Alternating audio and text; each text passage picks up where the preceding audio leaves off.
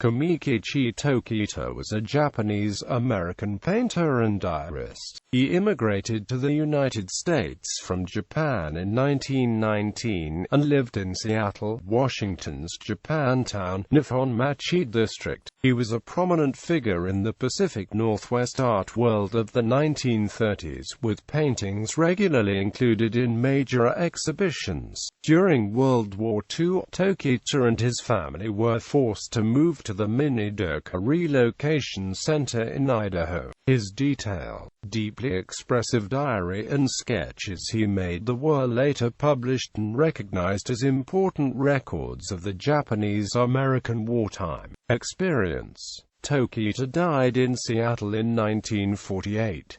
Early life in Japan. Tokita was born July 16, 1897, in the coastal city of Shizuoka, Prefecture, to Juhei Tokita and Shinkato Tokita. He had an older brother, He, and three younger sisters. His father, Juhei, owned a soy sauce manufacturing business and ran a family-owned dry tea shop. As in many middle-class families of the Meiji era, great importance was placed on both traditional Japanese values and modern, Western-style education. Tokita showed an interest in art from an early age, but was expected to work in the family business. After graduating from high school in 1915, his father sent him to China to work as a tea salesman, but he instead spent much of his 2 years studying calligraphy and traditional ink painting under a Chinese teacher. Exasperated by his son's growing rebelliousness,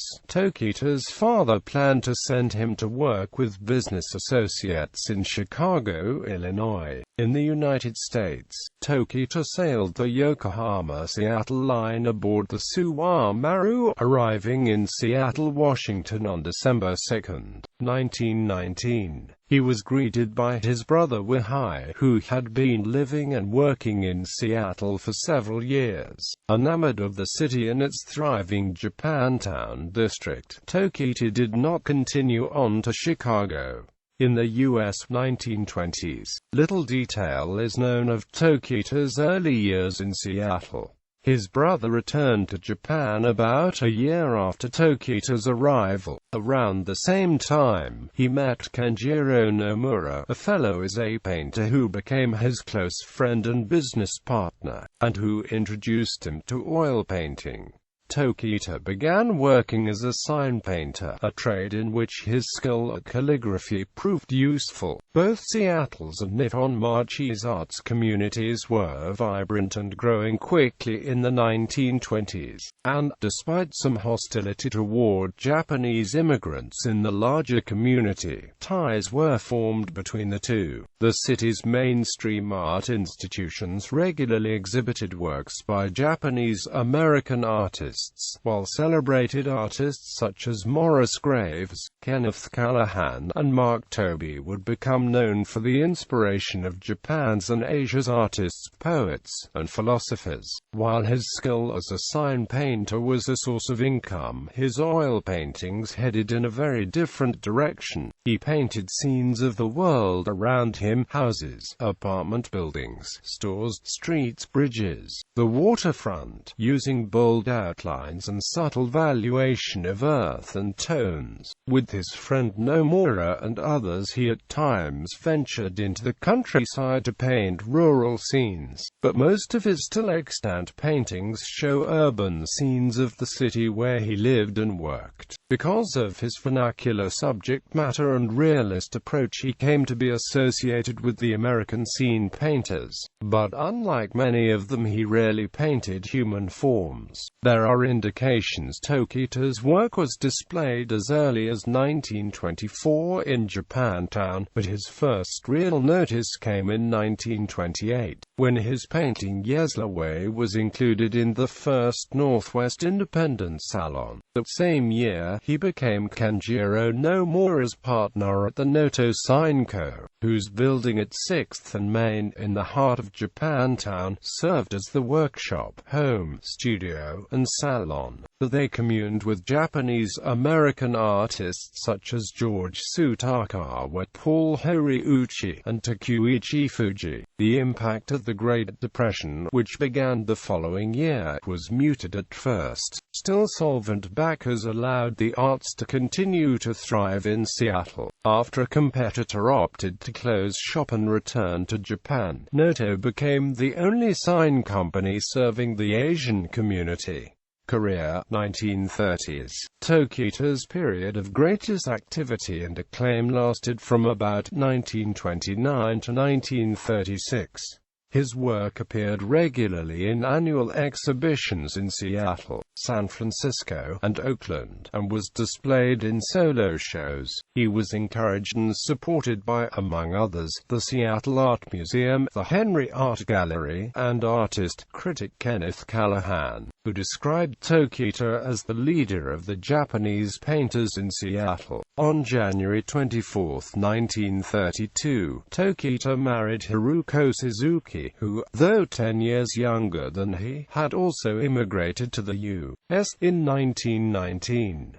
Tokita moved out of the Noto Sign Co. building. Starting with a son born in 1934, the couple would have 8 children over the next 12 years. In 1935, at Callahan's urging, Tokita joined the Group of 12, a progressive artists collective which held several successful exhibitions. In 1936, his work appeared in 4 Group of 12 shows, the 22nd Northwest Annual at the Seattle Art Museum, and the first National Exhibition of American Art at the Rockefeller Center Gallery in New York. Despite his successes, the pressures of the Great Depression were unavoidable. Tokita created 6 oil paintings for the Federal Public Works of Art program, one of which was shown in the PWAP's 1934 National Exhibition at the Corcoran Gallery of Art in Washington, D.C. In 1936, slow business forced Tokita and Nomura to close down the sign painting shop.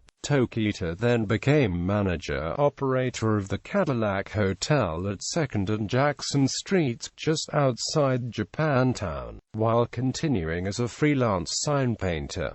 With 2 time-consuming jobs and a growing family, his fine art production dropped off quickly. Tokita and his family lived in cramped quarters at the hotel, but managed to weather the Great Depression fairly well. Tokita bought a car, and took his kids on weekend trips to parks and the countryside. He competed in Kudo tournaments and was an active participant in community events and celebrations. With his family he was a strict disciplinarian and traditionalist who allowed only Japanese to be spoken at home, but was relaxed and good-humored in larger settings.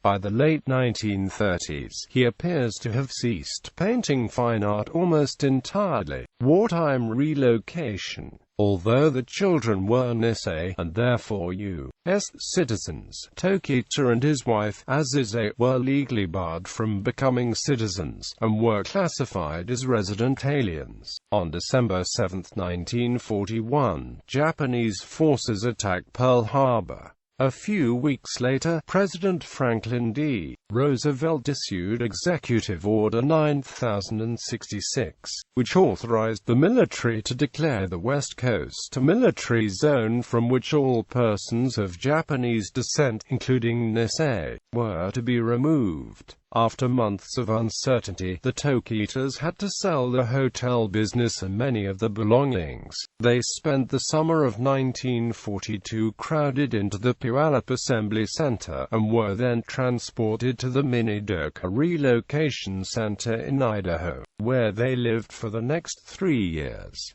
Tokita's young son Shokichi later recalled that there were barbed wires all around the camp, towers on all 3 sides of the camp, and soldiers guarding us all day and night. Tokita worked as a maintenance man and sign painter in the camp. Finally having time, he began sketching and painting again, creating oil-on-masonite works in a contemporary style, and also pencil sketches in traditional Japanese style.